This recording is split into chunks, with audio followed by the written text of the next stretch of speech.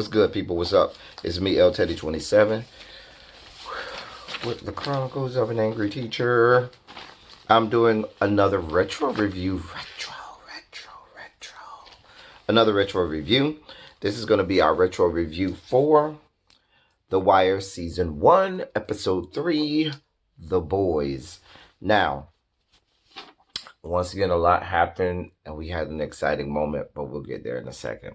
So we start off at the trap. But now we are at the trap, and Dee is telling Bodie Wallace and Poot that they don't have, because Bodie, especially Bodie, and Bodie is training Wallace and Poot to be the same way.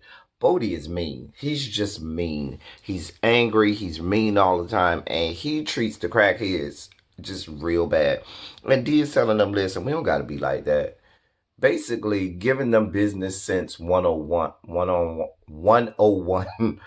that, okay, if these people stop buying crack from you, where we going to get the money from? That's the gist of it. So you ain't got to treat them like shit simply because they're crackheads. And I know people are like, oh, they're doing heroin and not crack. I'm from Miami. If you do any type of illegal drug like that, you're a crackhead. We don't say heroin head. We don't even say dope fiend. We say in Miami, crackhead. Doesn't mean you're doing crack. That means you're doing something that just makes you a dope fiend. So you're a crackhead. Get over it. Anyway. So, Bubbles comes and does the hat trick again. Because, Kima and them are doing, and McNulty are on the roof doing their, surveillance and stuff, trying to get pictures. So Bubbles, of course, puts the red hat on D. McNulty says, oh, we already know who he is. Then we got Major Rawls. Now, Major Rawls is the major over homicide where McNulty and Bunk work. He goes on a press conference.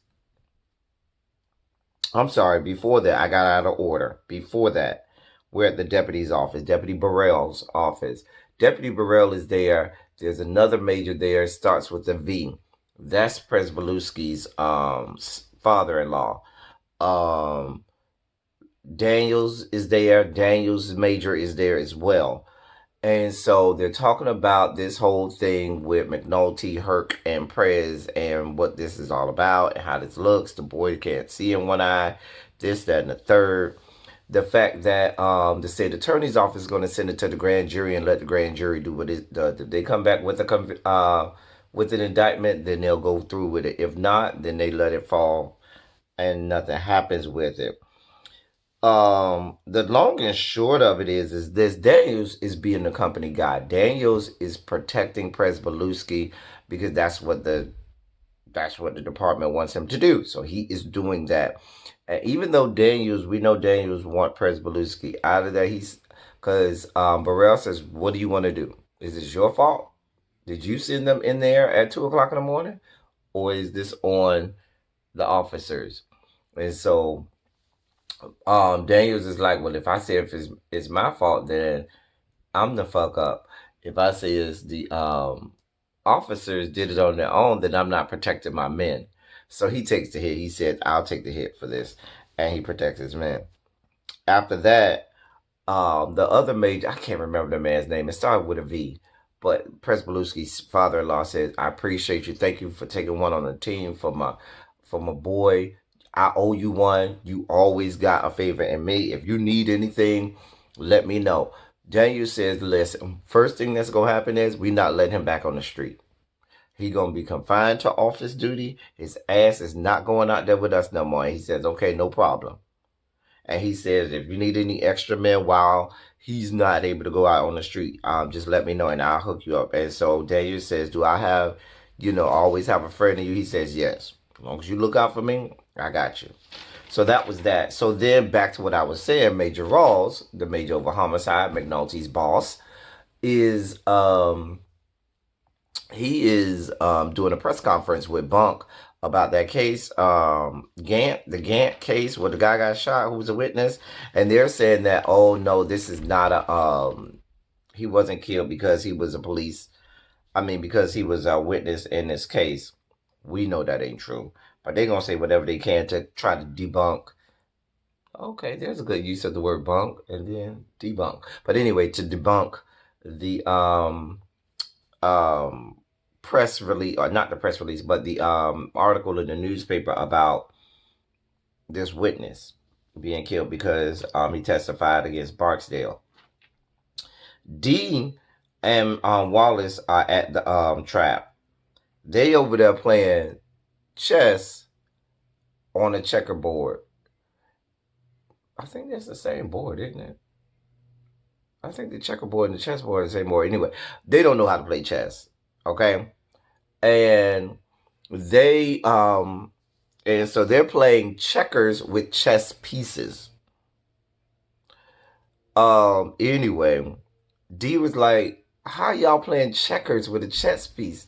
And they were like, don't worry about it, we just playing. So then they was like, let me teach y'all. So he teaches them how to play chess, teaches them the moves and so forth. And he relates it to the drug game, this, that, and the third. And they start naming off people and different situations that relate from chess to what they do, selling the drugs and stuff like that.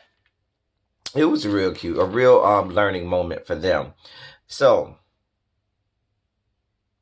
next we see one of the old guys. He's in Major Rawls' office. Now Major Rawls done planted him there. Major Rawls sent him there because he wants Major Rawls to bring him back any information that he can about McNulty and what McNulty plans to do before he does it, because he needs, to be informed ahead of time so he can get in front of it and try to make shit go right and make it all go away. What Major Rawls don't understand is that young man that he's sitting over there ain't doing a goddamn thing. He don't know what the fuck McNulty got going on. So that's a whole different story. Kima and McNulty can't get a picture of Avon from nowhere because basically he's a ghost. He don't have no records nowhere in America. So they can't get no records anyway. But Kima says she learned from somebody, from an informant that he used to box. Freeman, that's the old black man who just sit in the back and work on his little wood things, who never do nothing, says, oh, what did you say about Golden Globes in boxing? Oh, well, and so Kima tells him, and so he just abruptly leaves. He goes to a boxing gym because he's friends with one of the trainers down there, and he's going to go get information to see if he can get a picture of Avon Barksdale. While that's going on, McNulty and Kima go out to the FBI to talk to McNulty's FBI friend. So, because basically they're trying to get Detective Sidnor to go undercover as a crackhead and have a wire or some wire on him. Problem is, their shit is like from the 1970s where you had to tape big ass tape recorders to your body. Just ridiculous. Anyway, he's like, we got to get some modern equipment. So they go over to the FBI. The FBI give them, he says, I need, this, and this. He was like, that's all you need? He was like, yeah. Basically, he needed the equipment, but he wanted to show Kima too, hey, I got a little muscle around this place. I know friends in high places. I think he really did it just to show Kima, that he got friends in high places and that he ain't he ain't just a fuck up. So then, we finally, the moment we've been waiting for, we meet Omar. Who's Omar? Omar is played by Michael K. Williams. You've probably seen him in a lot of stuff. But anyway, Omar is probably to me, is one of the most important characters for black gay men. Because Omar is unapologetically gay. Omar is the antithesis of the stereotypical gay. And Omar is a badass. And that's the one thing about all gay men. Whether or not they're stereotypical or not stereotypical, they're all badasses. Because you got to be a badass to take a penis up your rectum or to endure a life of being a man loving another man. Anyway, Um, Omar is and you'll find out. I don't want to give up too much, but you'll find out. Omar is there from, and this is the third episode in, all the way until I want to say the second to last episode of the series. He is one of the few characters, and there are several characters that are there from the beginning to the end, but his presence and what he means to this show just is a overarching theme. I mean, he connects every single season, every character. Omar is that one part of the story, that one character that you never get away from. So if you don't like Omar, you gonna have an issue with this show. But I just wanted to take that moment to spotlight and highlight what Omar is. And I know once we get to the point, well, I'll tell you that when we get there. Anyway, Omar is there scoping out the trap. Now, what Omar does is Omar is someone who robs the drug dealers, okay? He's a gangster, he's a thug. He's a man's man. He's a thug. That's why I say he's the antithesis of what the stereotypical gay. You would look at Omar and think, oh no, he's not gay nowhere in America. But yes, he is, unapologetically. He's hard. He's hardcore. And Omar is with his friend and his boyfriend scoping out the scene. Now, Omar has a proclivity for high yellow Latinos, light skinned men, not white, but he likes him a Latino or a high yellow man. He's real dark skinned too, so that happens a lot. Anyway, so they scoping it out, trying to see where stuff is, where the stash is, how things work, this, that, and the third, just scoping it out, doing their homework. And he looks at that shit and say, this shit is real raggedy and real sloppy. Just how they doing things right now is real raggedy and real sloppy, which is the polar opposite of what we're going to talk about in just a few seconds. But Omar, who's robbed a lot of drug dealers and a lot of traps, says this shit is real raggedy. Kima tells McNulty, they back at the office, and Kima tells McNulty that she's a lesbian. So here we have our whole Rainbow Push Coalition moment. We got Omar and his boyfriend, followed up by Kima talking about she don't carry no dyke flag, and that was her words, dyke flag. I know dyke is a inflammatory word sometimes, but that's not my words. That's what they said on the show. Anyway, and she just tells him, listen, everybody knows. I'd rather everybody know than have everybody hit on me because I know I could go for either being lesbian or straight. So I'm just letting it be out there now. So that was that moment. D takes the money over the Stringer Bell at the script club. And so, and he was asking Stringer about, where's all this money going? What we do with all the money. And of course, Stringer ain't telling him a goddamn thing. Not a goddamn thing. Anyway, Dita made more money than they ever made down to the low risers. So he's doing pretty good, which I said is the polar opposite of what Omar was saying. Because Omar was like, these bitches are raggedy and sloppy as fuck. However, as raggedy and sloppy as they are, apparently they're much better than they were before D got there. And so they're making more money over there in the low rises, which is good for D. Maybe he can get up out the low rises. While he's at the strip club, well, before he leaves Stringer Bell said, you know what, since you did such a good job, here's some extra money for you. This is a bonus for you. Go spend it on something you wouldn't normally spend money on. And so after that, he goes downstairs and he sees that little young, pretty stripper girl who tried to get him to buy her a drink the last time. And he goes and he buys her a drink and tries to talk to her and tell her a little bit about himself. But she's a whole ass whore. And as soon as he tells her that he's Avon's nephew and that he's his right hand man and he own the club and he the money man, she starts to put the moves on him and sticks his hand up her cooch because she's gonna try and get money out of him. She's a whole ass hoe. A hoe, not a whore, a hoe. She's a whole ass hoe. Anyway, um Freeman comes back to to the office with a flyer, a boxing flyer that has a picture of Avon Barksdale on there. And so that really helps out Kima and McNulty because they finally could put a face with the name. Detective Sidnor, who's another hot. There are two hotties in this unit. Is Carver and Sidnor. Oh Lord, if I could just be the sandwich between them two, dear God. Anyway, Sidnor has been not bathing for like 2 or 3 days, and making his clothes and shit dirty because he's finna go undercover as a crackhead. Bubbles is there, and Bubbles was like, he's not believable. First of all, your teeth ain't yellow enough. Second of all, you need much more stains and much more of a stink. And third of all, you don't got no heroin vials under your feet, under your shoes. Everybody know you can't walk through the alleys without getting those vials caught up in the underneath your shoes. So he was trying to help Sidnor out with being believable as a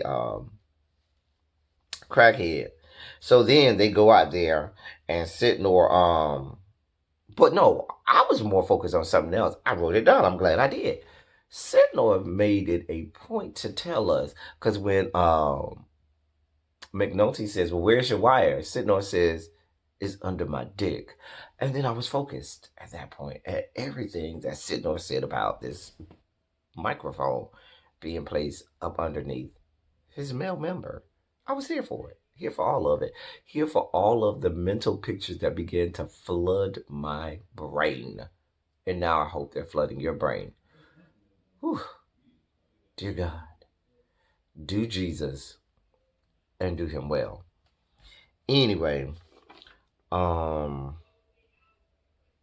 goes and Sidnor pulls off the undercover thing. He goes and he buys drugs.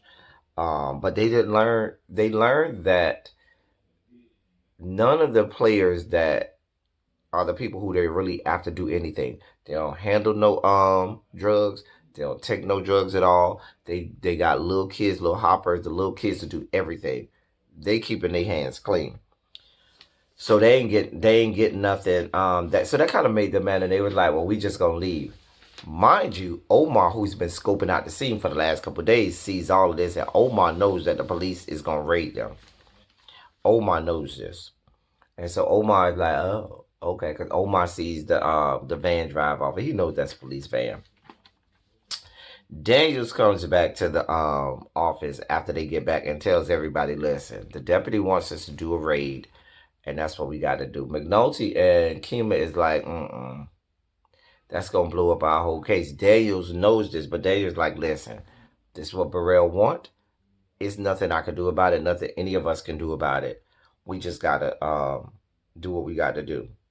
So they all mad because they knowing this going to mess up everything they got going on if they do this big raid. McNulty basically says he isn't going to sit back and just let this happen. So I was thinking McNulty was going to go back to the judge. McNulty ends up at Rhonda Perlman's house. You know, the redhead chick from the state attorney's office. Now he goes over there. He asks her, how do you clone a beeper? He was like, because all the people in the towers got cell phones, but all the people down in the low rises got beepers. So how do I clone a beeper so I can know, so that, excuse me, so that we can get the information off the beeper so that, we'll have intel. So she gives him these files about how to, make your paperwork and stuff good enough in order to get, a judge to okay you cloning a beeper. Meanwhile, when he tries to leave, this whole ass whore, because Rhonda Perlman is a whole ass whore, it's like, oh, so that's all you want? Basically, she wanted him to blow her back out, to beat her box in. And he was like, yeah. And anyway, he ended up beating her box in, blowing her back out, doing the do. And apparently this isn't the first time. They've been doing it since he was married. She's a whole ass whore. Back at the trap, the re-up is late again. So D and Bodie is waiting for the re-up. I immediately knew what was about to happen. I immediately knew. D gets asked Bodie, you want something to eat? I'm going to get a sandwich. Bodie says, yeah. Bodie stays there. D goes to get a sandwich. Soon as D leaves, the guy that the two guys that do the that come when the re-up comes came and said, oh, 10 minutes on the re-up. Bodie say okay. Soon as like a couple minutes after that, what happens? In comes Omar and the boyfriend. Omar got the shotgun, because y'all know Omar, you gonna know Omar and that shotgun. Listen, Omar always got that shotgun. They are two peas in a pod. While Omar may change boyfriends, he do not change that sawed-off shotgun. So Omar got this sawed-off shotgun. And Omar, they robbed the trap. They beat up the people, robbed the trap. The boy said, he asked the guy, where's that? The boy want to tell him, he shoots the boy right in the knee. Bam! He turned to this little boy. Where's the stash? The little boy looks at the guy who had the guy shot, screaming on the floor. It was like, it's in the kitchen under the sink, because he didn't want to get shot up. I don't blame you. I would have told you. Listen, God, dude is over there screaming. The boyfriend is over there. Like, listen, we gotta go. We gotta go. Omar, when the boyfriend said something to Omar, Omar turned to him and gave him this look like, nigga, if you don't shut your ass. He had a boyfriend to chat. Omar was like, nigga, if you don't sit. It was one of them old, like, you know how your mama do when you out somewhere in public and you do something and she give you that, she press her lips together, she give you that, nigga, if you don't. That's the look he gave the boyfriend. He was like, boy, I will kill you. It was so cute. And so that after that, they leave, they take the stash. They done robbed them. And you're going to see this over and over and over played out in this show. Omar, that's what he does. He robs drug dealers. That's what he does. McNulty tells Daniels, so then we see they're getting ready for the raid, okay? Daniels getting everybody ready, have on your bulletproof vest, this, that, and the third. That's what we're going to do. McNulty's still dressed in his suit and tie. He's like, McNulty, what are you doing? McNulty said, I ain't going. He said, come see me in my office. McNulty said, listen, I don't give a fuck what you say. I'm not going. Because this is going to mess up my case, and I'm not doing nothing that's going to hurt my case. So Daniels is like, so you just going to sit here and be insubordinate? You couldn't even fucking call off? So you just going to embarrass me and cut my legs out from under me in front of the whole team, right? That's what we doing? McNulty don't give two absolute fucks, okay? He could give two deviled eggs fucks about Daniels and how Daniels feels. So Daniels was like, okay. No, he tried to make McNulty write up this paperwork saying that he was sick, and McNulty was like, no, I'm not doing a damn thing, and I'm not going. You can write me up, do whatever you got to do. McNulty knows they're not going to take him off this case. So McNulty got the upper hand in that. I mean, it sucks for Daniels, but James, you got to get a hold on your people. That's the first rule of leadership. What's not going to happen is you have somebody being direct you in front of your whole team. That's just like, I know that as a teacher. In my classroom, the first time a child get out of pocket and out of control, I'm going to lose my mind. Because what's never going to happen is the rest of the students in class will not know that I'm not able to control my class. So the first thing, my thing is, see me outside. And Daniels did that right. The first thing you do is see me in my office, because the first thing, you got to get this out of the sight of everybody else. But the thing that Daniels did wrong was, Daniels was supposed to go in on him first in front of the people to let them know, oh, Daniels ain't about that fuck shit. Then take him into the office and go off and let have. The problem with that is, if he does it in his office, the people can still hear what he got going on. But then you need to get your people in order and in line. And McNulty is not helping your cause. Anyway, so they go, so at the trap, Weebay is down there giving D the third degree for not being there when re-up came. They had $20,000 worth of re-up coming. And Omar done robbed all that shit. Omar done robbed them blind. And Weebay is there telling him, no, you in this fucking sandwich shop getting sandwiches. And we got the re-up coming, and now they done robbed us, and you don't even know what the fuck they look like or what his name is, because your stinking ass wasn't even here. A mess. A mess.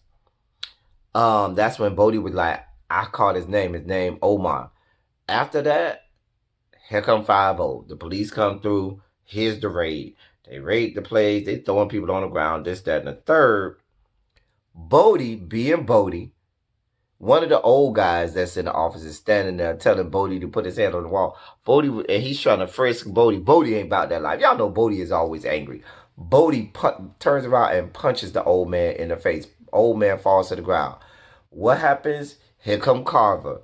Carver and Kima, and they had to be Carver and Kima first, because Carver went over there first because he didn't want this to be no police brutality with no white man. He wanted to make sure, nope, this is the black man beating you down. And Kima ran over there too. And they made it a point to show that it was the black cops that went over there and started whooping Bodie ass. They was beating Bodie down. So they ended up not getting a goddamn thing out of this raid. They ain't getting nothing because they had already moved the stash. So the apartment, the abandoned apartment where they thought the stash was, it wasn't nothing in there. Meanwhile, while they're in there, Freeman is in the stash house because they done wrote stuff on the walls, and Freeman is taking his own notes of all of the numbers and stuff they got written on the walls. Put a bookmark in that. So then after that, the last thing we see is McNulty and the FBI guy. They ride up in each other on the parking lot. They do this quite often during the series. Well, at least during the season, I should say. So he was like, FBI guy's like, I wanted to tell you this without the girl being here, because I know that's her lieutenant, but Daniels is dirty. He tells them all about this case that they had, that the FBI had to investigate, because they said Daniels had integrity issues, because they said Daniels had way more money than they thought he should have for somebody of his rank in his in the police force. So he tells McNulty, they gave the report, they did a report, they gave it to Deputy Burrell, thinking something was going to happen with it, and Deputy Burrell took it and said, I'll handle it, we'll handle it from there, and basically made it go away. And so this is information that McNulty has, but see, McNulty knows he's got to be strategic about how to use this information. Now, I like some of the things that you see in here, because you see how Burrell, who's a black man in a position of authority, is helping out Daniels, who's another black man in a position of authority, because every other race does it for themselves. The Jewish people do it for themselves. The Latinos do it for themselves. You know, the white people do it for themselves. So I love to see when black people help, a black person helps out another black person and says, you know what? I see you, my brother, and I'm going to help you up too. I'm going to look out for you too. And that's what Burrell did. Burrell basically was looking out for Daniels in this case. And so we'll see how this goes and how McNulty uses that bit of information. And that was the end of the episode. I'm so glad that we finally got to meet Omar, who's one of my favorite. Omar is one of my top 5 characters in television history for me. Omar is easily one of my top 5 characters in television history for me. So I'm so glad we finally got to meet Omar, and we'll be talking about Omar over and over and over during this series. That's all I got for y'all. Until next time, y'all drive safely. I'm out.